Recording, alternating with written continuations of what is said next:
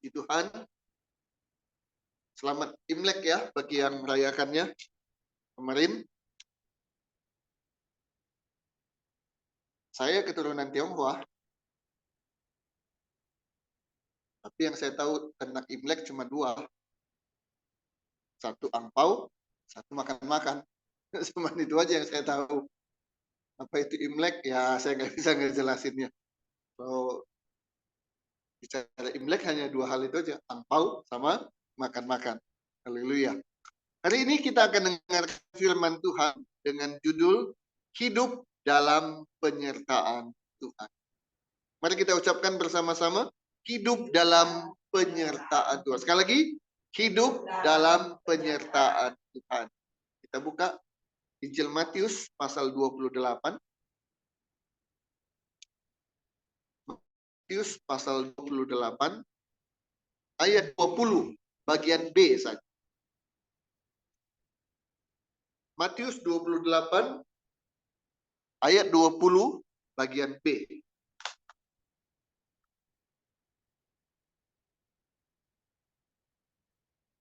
Ya. Ini ayat terakhir dari Injil Matius. Kita baca bersama-sama. Puji Tuhan. 1, 2, 3. Dan ketahuilah, aku menyertai kamu senantiasa sampai kepada akhir zaman. Satu kali lagi kita baca. 1, 2, 3. Dan ketahuilah, aku menyertai kamu senantiasa sampai kepada akhir zaman. Amin. Ini janji Tuhan kepada kita, saudara kekasih dalam Kristus. Apa itu janji Tuhan? Oh, Tuhan Yesus menyertai kita senantiasa. Kata senantiasa ini penting, saudara. Sebab ada orang menyertai itu hanya waktu tertentu saja.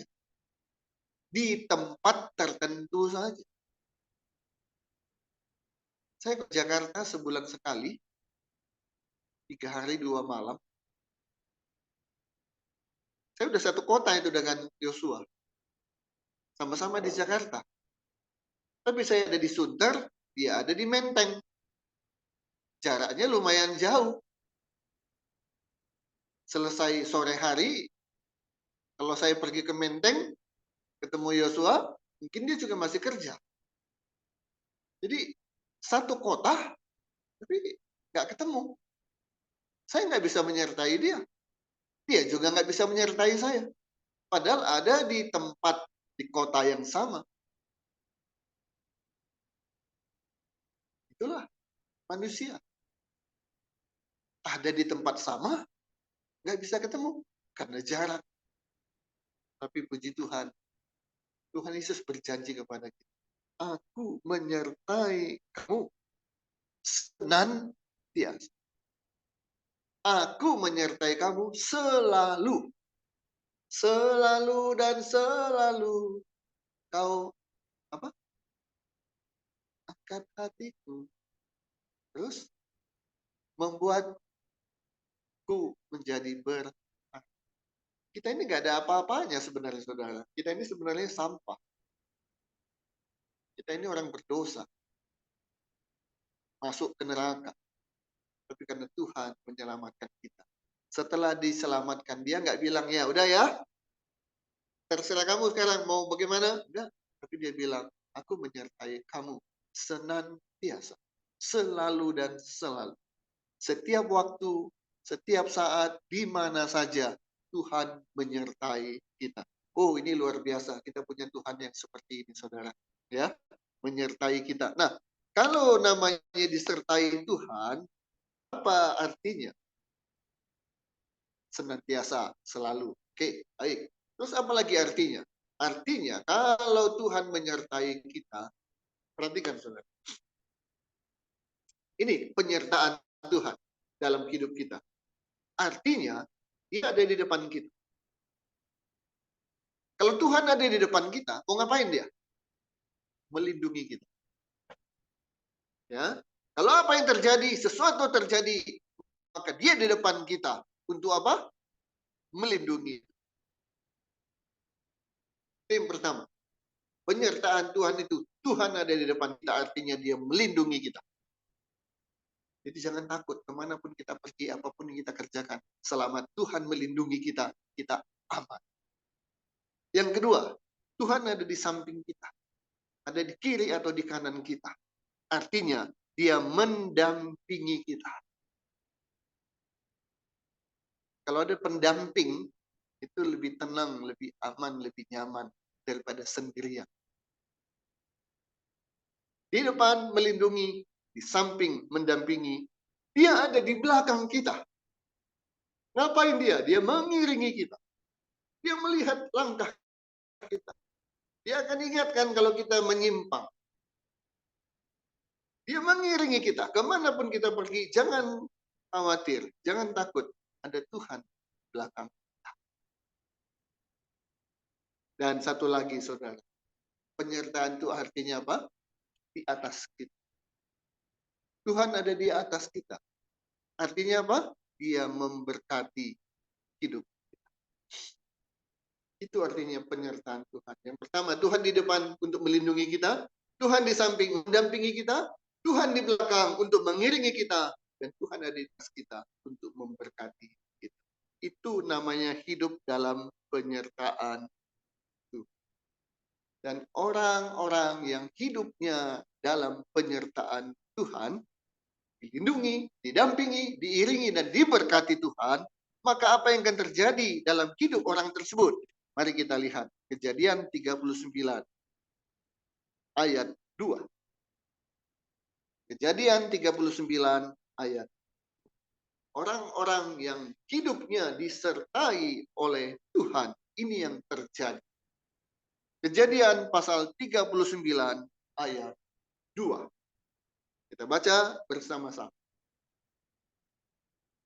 1, 2, 3. Tetapi Tuhan menyertai Yusuf sehingga ia menjadi seorang yang selalu berhasil dalam pekerjaan. Amin. Orang yang disertai oleh Tuhan, hidupnya pasti berhasil. Pasti berhasil. Kenapa? Mungkin ada yang bilang begini, Pak Yunus, jangan bilang pastilah.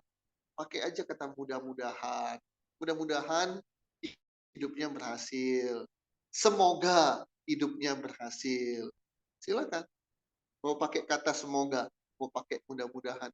Tapi saya mengatakan pasti berhasil. Kenapa pasti? Karena Tuhan kita memang Tuhan yang pasti-pasti. Amin. Kalau dia menolong itu pasti. Nggak ada semoga, nggak ada mudah-mudahan. Apa yang Tuhan janjikan itu pasti. Ya dan amin. Kalau dia menyertai, maka pasti berhasil. Kenyataannya, Yusuf menjadi orang yang berhasil. Apa saja yang dilakukan, kalau Tuhan sertai, hasilnya pasti berhasil.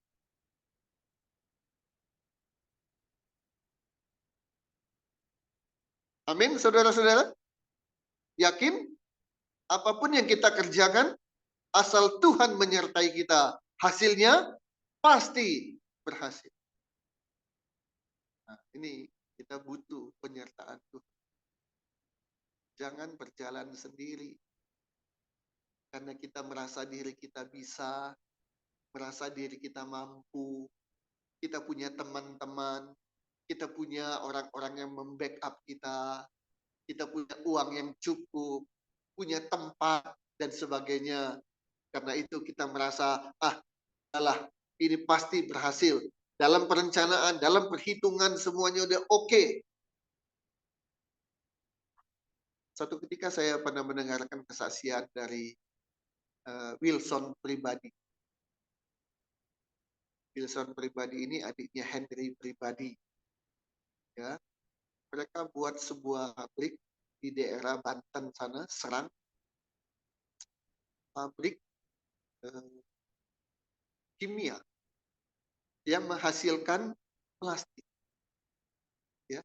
Sekarang kan hidup kita semua sangat-sangat tergantung pada plastik ya. Minum, dulu pakai gelas, tapi gelas nggak bisa dibawa kemana-mana. Nah, ada plastik. Sebelum dipakai, mau dibalik, mau di apa segala macam, dia nggak akan tumpah. Dibawa kemana aja bisa, diminum di mana saja bisa. Plastik. Dulu orang membungkus apa-apa, pakai apa? Kantong. Kantongnya kantong apa? Dulu membungkus dengan daun. Tapi membawa kemana-mana pakai kantong. Kantongnya kantong apa? Kain. Tapi kalau sekarang, semuanya kresek. Makanan dibungkus pakai apa? Supaya tahan lama? Plastik. Bahkan ada yang bisa di-set, tidak masuk angin, dalam 1, 2, 3 hari, masih kuat, semuanya mengandalkan plastik. Segala sesuatu plastik. Nah, itu yang dibuat oleh Wilson pribadi, itu kesaksian. Jadi waktu bikin pabrik itu dengan teknologi dan sebagainya, itu mungkin baru pertama waktu itu yang ada di daerah Banten. Semuanya dipersiapkan. Jadi nggak ada bikin pabrik itu tanpa persiapan. Perencanaan dari bangunan, mesin, karyawan, segala sesuatu sudah dipersiapkan. Ahli-ahlinya, semua sudah dipersiapkan. Ini kesaksian dia ya. Saya nggak nambah, saya nggak ngurangi. Mungkin kalimat yang berbeda. Saya nggak ingat persis apa yang diucapkan waktu itu. Tapi intinya dia bilang, setelah pabriknya berdiri, dan kemudian mesin-mesin juga sudah terpasang, tibalah gilirannya sekarang produksi. Dan apa yang terjadi, saudara? Ketika produksi mulai, ternyata hasilnya tidak seperti yang diharapkan. Tidak seperti yang diharapkan. Artinya, dibilang gagal tidak, tapi dibilang gagal bisa.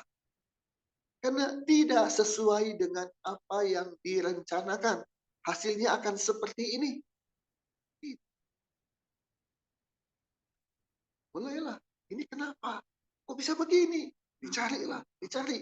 Kenapa? Ulang lagi, tetap dengan hasil yang tidak seperti yang diharapkan. Nah, Wilson pribadi bilang, di situ saya sadar, tidak boleh hanya mengandalkan manusia, mengandalkan mesin, mengandalkan teknologi. Hasilnya ternyata mengecewakan, tidak seperti yang diharapkan. Sudah berapa banyak itu modal yang dikeluarkan untuk tanah, untuk bangunan, mesin-mesin, beli teknologi, bahkan membayar tenaga-tenaga ahli. Besar sekali. Tapi begitu produksi, hasilnya tidak seperti yang diharapkan. Apa yang dia lakukan? Cari itu. Minta pertolongan Tuhan. Minta penyertaan Tuhan. Untung sadar.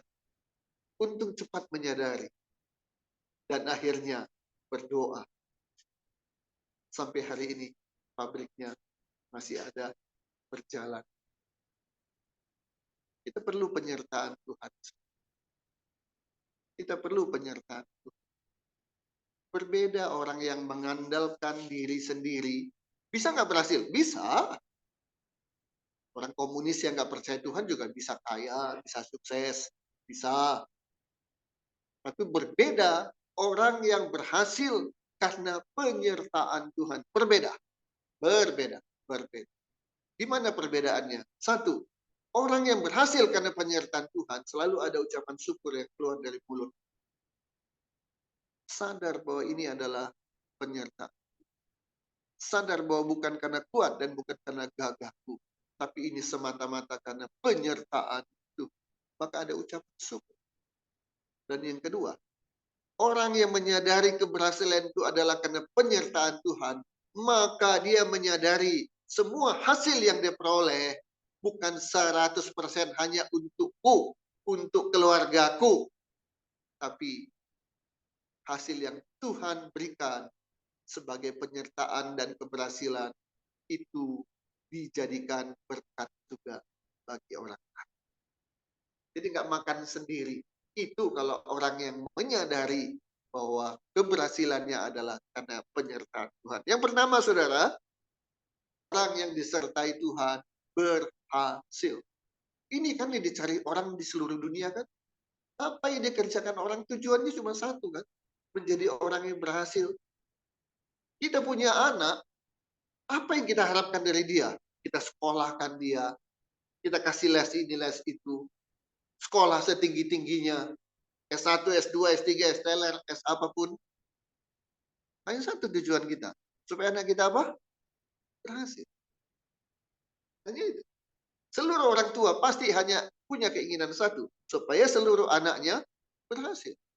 Berhasil di sekolahnya, berhasil di pekerjaannya, berhasil di usahanya. Nah, hari ini kita tahu firman Tuhan bilang, kalau ada penyertaan Tuhan, maka Tuhan yang buat berhasil.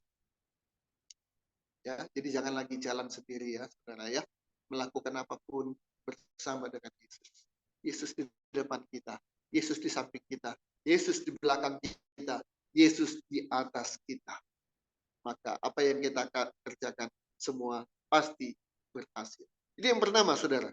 Kedua, orang yang disertai Tuhan, apa yang terjadi? Kita buka ayat 4. Kejadian 39 ayat 4. Sama-sama kita baca. 2, 3. Maka Yusuf mendapat kasih Tuhan. Stop.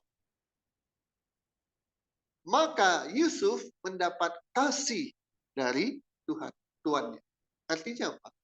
Orang yang disertai oleh Tuhan dikasihi, disayangi oleh orang-orang. Saudara, tahu kan kita pernah dengar kata ini, anak kesayangan. Pernah dengar? Nah, artinya apa? Ada beberapa orang anak, tapi si anak ini menjadi anak kesayangan. Nah, artinya terjadi sesuatu yang berbeda. Ya, semua anak, semua disayangi, tapi ada satu anak kesayangan. Yusuf ini anak kesayangan dari bapaknya, Yakub. Dan ketika dia bekerja menjadi budak, maka dia menjadi kesayangan dari Tuhan. Ada anak kesayangan, ada juga anak buah kesayangan.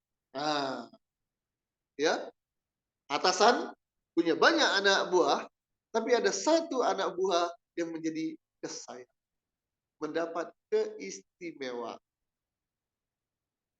Orang yang disertai Tuhan akan disukai, dikasihi, disayangi orang.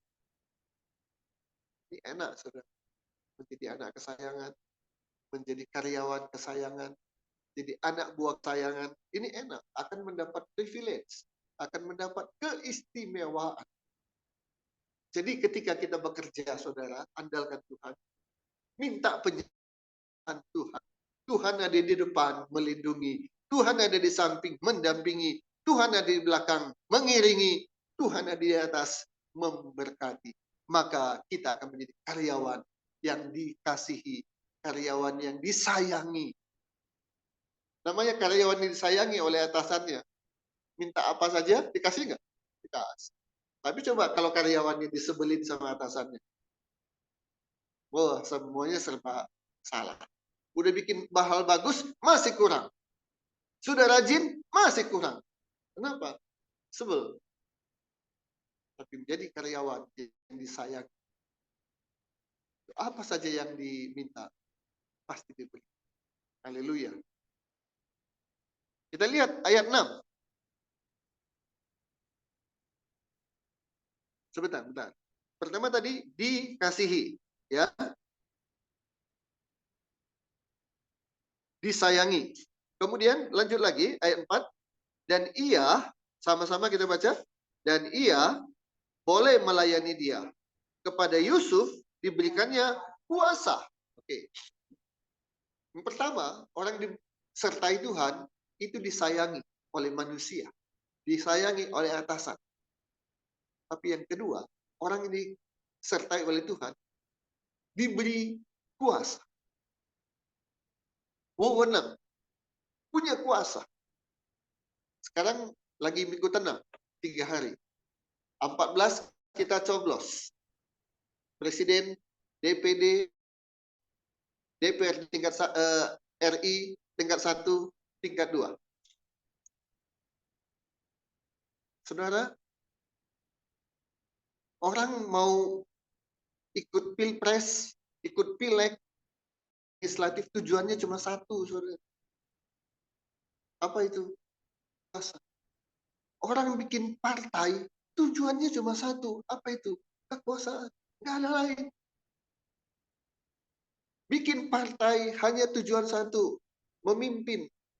Dapat kekuasaan. Itu manusia. Berusaha mendapatkan kekuasaan dengan berbagai cara. Dari cara yang baik sampai cara yang kurang baik. Tapi di sini Tuhan bilang, orang yang disertai Tuhan, dia dikasihi, dia disayangi, dan dia diberi kuasa. Jadi nasihat firman Tuhan, saudara, gak usah cari-cari kekuasaan, cari penyertaan Tuhan. Kalau Tuhan menyertai kita, maka kita akan disayangi, kita akan diberi kuasa. Dan satu lagi, saudara, kita akan diberi kepercayaan. Orang kepercayaan. Oh, ya kan? Itu orang kepercayaan dia. Apa aja segala sesuatu lewat dia. Karena dipercaya. Enak, saudara, kalau disertai oleh Tuhan. Berhasil, kasihi, disayangi, diberi kuasa, dan menjadi orang kepercayaan. Karena mendapat kepercayaan. Ayat 5. Sama-sama kita baca. 1, 2, 3. Sejak ia memberikan kuasa dalam rumahnya dan atas segala miliknya kepada Yusuf, Tuhan memberkati rumah orang Mesir itu karena Yusuf, sehingga berkat Tuhan ada atas segala miliknya, baik yang di rumah maupun yang di langit. Di mana ada penyertaan Tuhan, apa-apa yang dia lakukan berhasil, bahkan memberikan dampak bagi lingkungan. Memang jadi anak Tuhan itu harus memberkati. Dimanapun kita berada, saudara, hidup kita membawa dampak. Oke. Bagaimana caranya agar Tuhan menyertai? Gak semua orang, ya, gak semua orang bisa disertai Tuhan. Gak semua orang bisa disukai. Gak semua orang bisa diberikan kuasa. Gak semua orang bisa diberikan kepercayaan. Ada syaratnya dong. Apa itu syaratnya? Mari kita lihat ayat 6.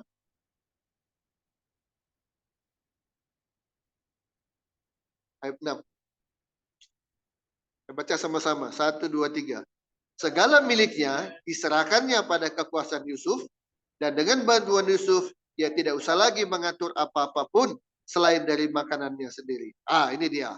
1, 2, 3. Adapun. Baca sama-sama.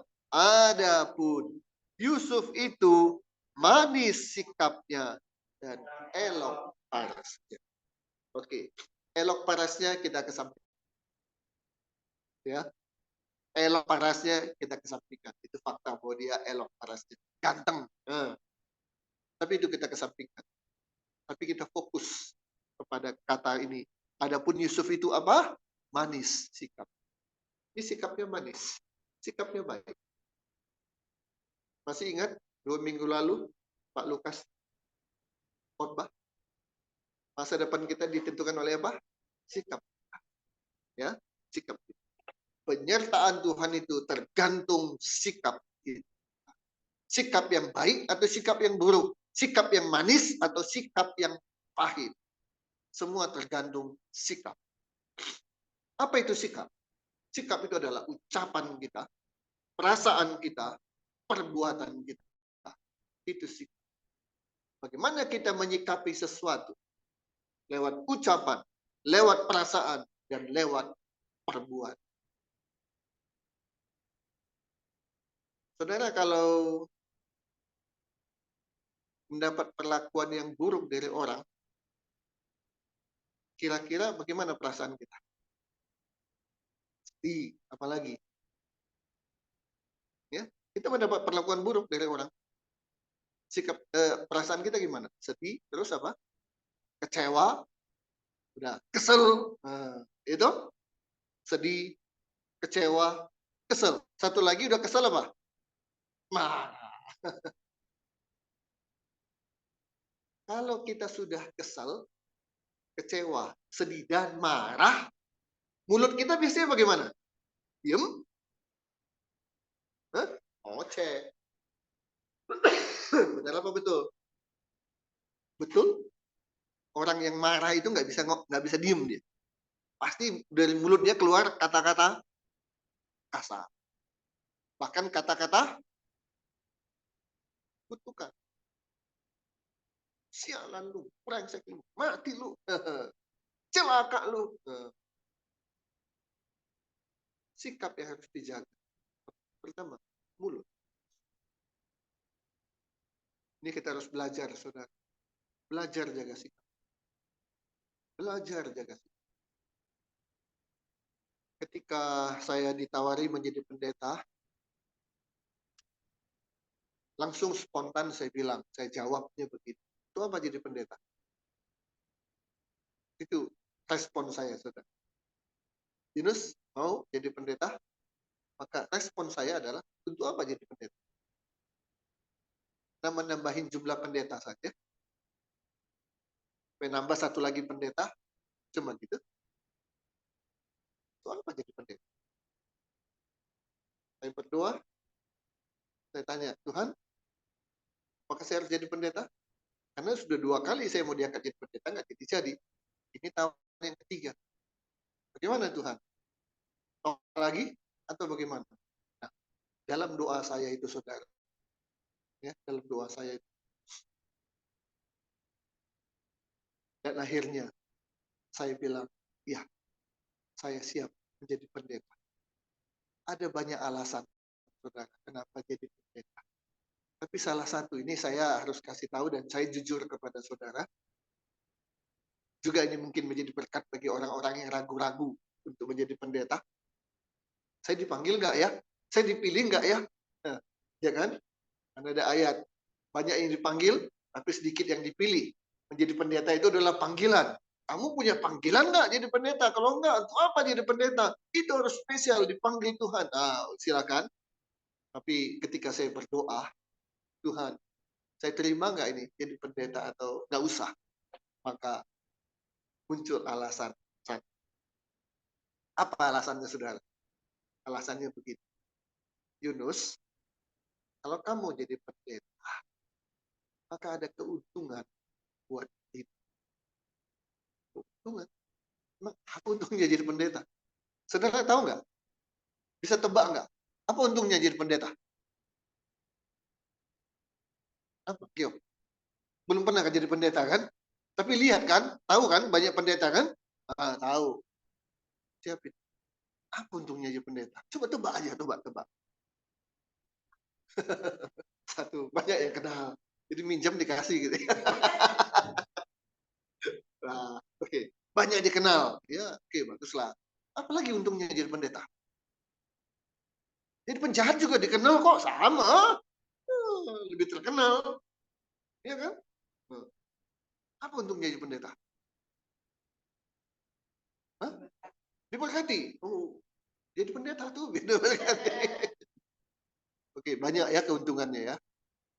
Tapi satu hal, Yunus, kalau kamu jadi pendeta, kamu akan untung. Apa itu untungnya? Kamu nggak sembarangan lagi ngomong.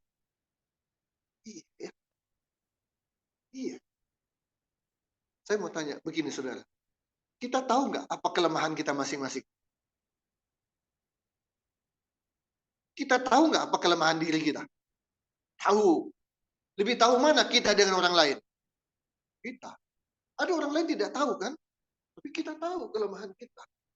Nah, salah satu kelemahan saya, nggak tahu juga mungkin kelemahan saudara, adalah mulut.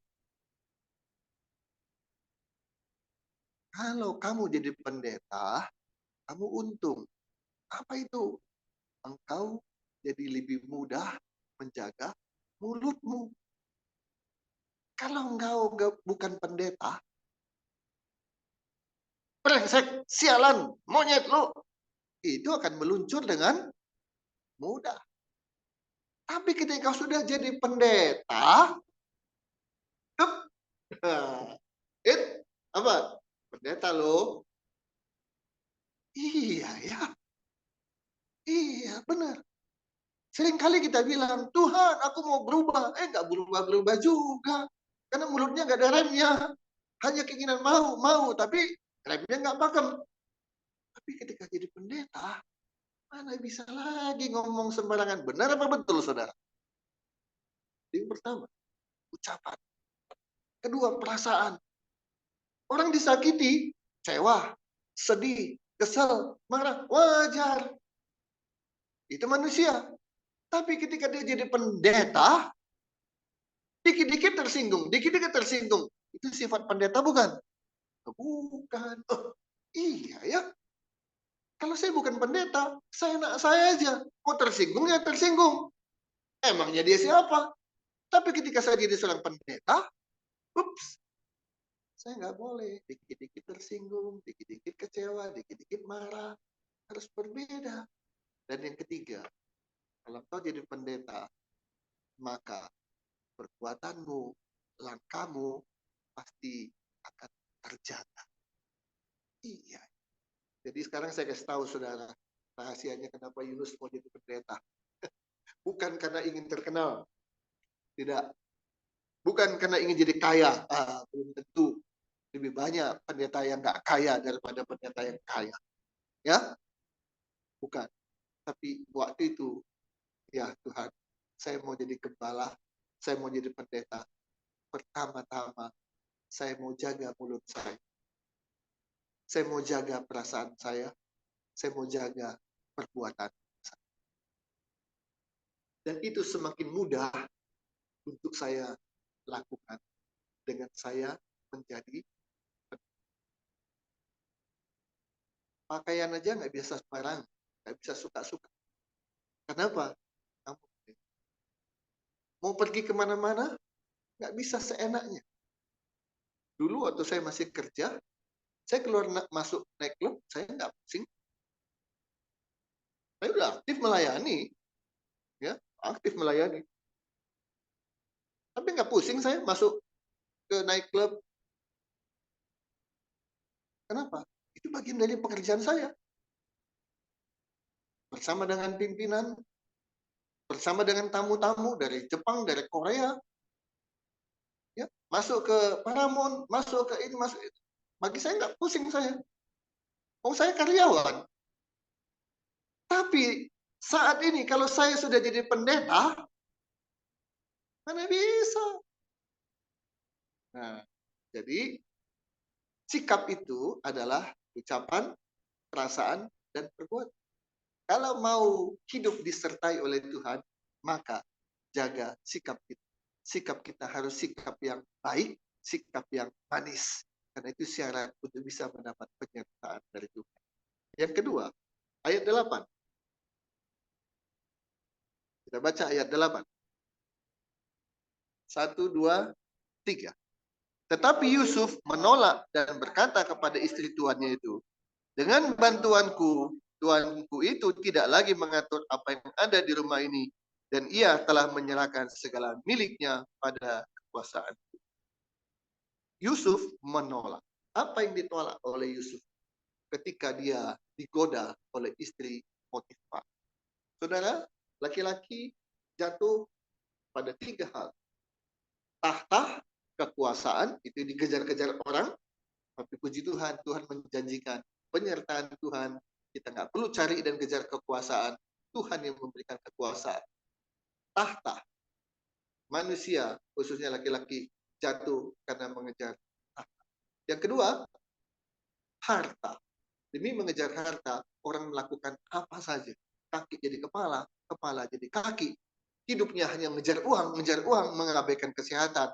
Udah kaya, kesehatannya terganggu, uangnya habis untuk kesehatan.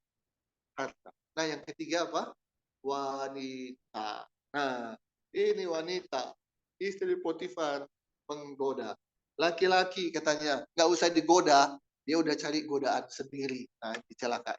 Ya, nggak perlu lagi dirayu, malah dia yang merayu. Nah, ini masalah. Kalau mau disertai Tuhan, syarat kedua, berani menolak dosa. Dosa apa saja? Dari dosa kecil sampai dosa besar, berani tolak.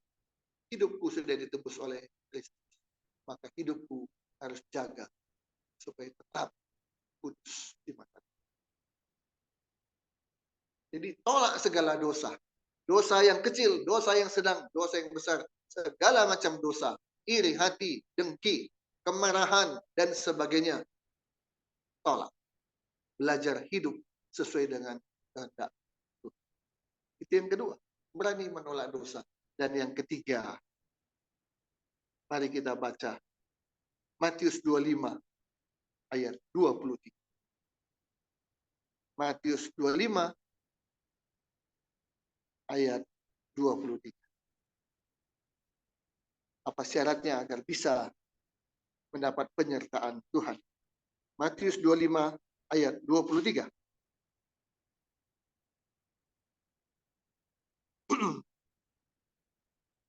Sudah dapat Matius 25 ayat 23? Ini syarat ketiga untuk bisa mendapat penyertaan Tuhan yang membuat kita berhasil, yang membuat kita memperoleh kepercayaan, membuat kita dikasihi, disayangi, membuat kita dipercaya.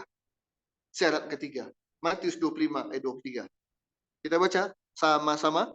1, 2, 3. Maka kata tuannya itu kepadanya, baik sekali perbuatanmu itu, hai hambaku yang baik dan setia. Engkau telah setia memukul tanggung jawab dalam perkara yang kecil. Aku akan memberikan kepadamu tanggung jawab dalam perkara yang besar. Masuklah dan turutlah dalam kebahagiaan Tuhan. Apa syarat ketiga untuk mendapat penyertaan Tuhan? Syaratnya adalah jaga kepercayaan yang diberikan dan bertanggung jawab terhadap apa yang diamanatkan. Tanggung jawab. Tanggung jawab. Jangan lepas tanggung jawab, apalagi lari dari tanggung jawab. Meskipun kita mendapat tanggung jawabnya kecil, kerjakan itu dengan semaksimal mungkin. Maka tanggung jawab yang lebih besar akan Tuhan berikan kepada kita. Banyak orang merasa, hanya untuk beginian aja. Apa sih? Nah, bertanggung jawab. Bekerja dengan maksimal untuk hal yang kecil. Maka Tuhan percayakan hal yang. Suatu ketika saya tanya kepada Gio, gimana bisa jadi WL? Dia bilang tidak. Terus bagaimana mau melayani? Dia bilang, saya nyapu, saya mau. Membersihkan kursi, saya mau. Jadi banyak orang yang kalau nggak jadi WL, nggak mau. Oke lah, nggak jadi WL, jadi singer minimal. Kalau nggak ini, nggak mau. Nggak itu, nggak mau. Maunya seperti apa yang dia inginkan. Ada yang begitu. Tapi ada yang maunya, yang kecil pun saya siap. Kenapa? Semua pelayan. Jadi tiap hari Minggu kita datang, yuk bersihin kursi, siapin ini.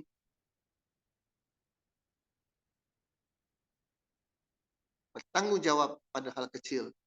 Tuhan kasih tanggung jawab yang besar. Jadi jangan punya alasan, saudara. Saya nggak mau kalau nggak besar. Yang kecil pun kerja. Sebaliknya, jangan bilang, kenapa saya dipercayakan hanya hal yang kecil-kecil? Saya nggak mau. Jadi diabaikan. Jangan. Tuhan bisa pakai yang hal kecil. Kalau Tuhan senang, maka Tuhan akan bikin menjadi besar. 3, harus kita kerjakan untuk bisa mendapat pekerjaan. Jaga sikap kita. Jaga mulut kita, jaga perasaan kita, jaga perbuatan. Supaya selalu menyenangkan, selalu baik, selalu positif. Yang kedua, berani menolak segala macam dosa. Jangan kompromi dengan, ini kan dosa kecil, nggak apa-apalah. Kalau dosa besar, nggak saya lakukan. Membunuh, saya nggak akan membunuh. Tapi kalau dosa kecil, bohong-bohong, nipu-nipu dikit, nggak apa-apalah. Korupsi-korupsi dikit, nggak apa-apalah. Jangan. Berani menolak dosa. Dan ketiga, tanggung jawab. Meskipun hal kecil, bertanggungjawabkan. Jaga kepercayaan yang diberikan oleh manusia. Jaga kepercayaan yang Tuhan berikan kepada kita. Kerjakan itu dengan sebaik-baiknya. Maka penyertaan Tuhan akan membuat kita berhasil, membuat kita beruntung, membuat kita terlindungi, membuat kita jadi aman. Maka hidup kita akan selalu senang bersama dalam penyertaan Tuhan. Amin.